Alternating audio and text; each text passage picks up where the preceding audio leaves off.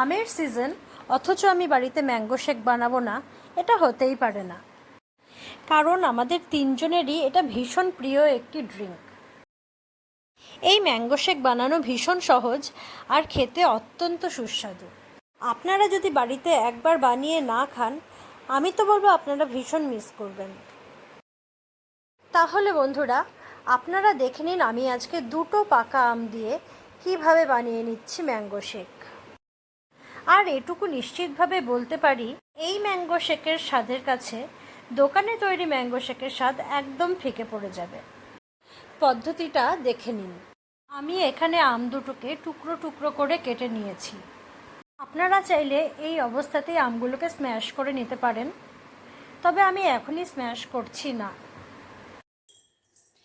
এখন আমি একটা মিক্সির বাটিতে এই টুকরো করে রাখা আমগুলোকে দিয়ে দিচ্ছি।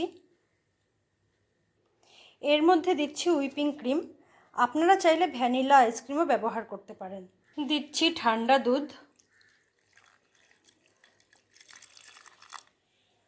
আর স্বাদ অনুসারে চিনি। আপনারা চাইলে এর মধ্যে বরফের টুকরোও দিয়ে দিতে পারেন। এখন এই সব কিছুকে খুব ভালো মতন আমি মিক্সিতে পেস্ট করে নেব।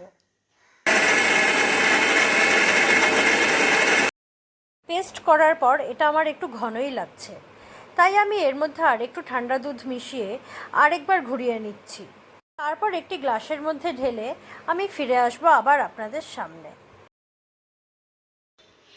ঢেলে নিয়েছি একটি গ্লাসে আর উপর থেকে ছড়িয়ে দিয়েছি হুইপিং ক্রিম। তাহলে বন্ধুরা, আপনারা দেখতেই পেলেন আমি কত সহজ পদ্ধতিতে বাড়িতে বানিয়ে ফেললাম ম্যাঙ্গো শেক। এটা কিন্তু বাচ্চা থেকে বড় সকলেরই ভীষণ প্রিয় একটা ড্রিঙ্ক। তাহলে আমার এই রেসিপিটা আজকে আপনাদের কেমন লাগলো তা অবশ্যই আমাকে কমেন্ট করে জানাবেন। আর ভালো লাগলে আমার চ্যানেলটিকে সাবস্ক্রাইব করে আমার পাশে থাকবেন। আজকের মতন আমি আমার ভিডিও এখানেই শেষ করছি। ধন্যবাদ।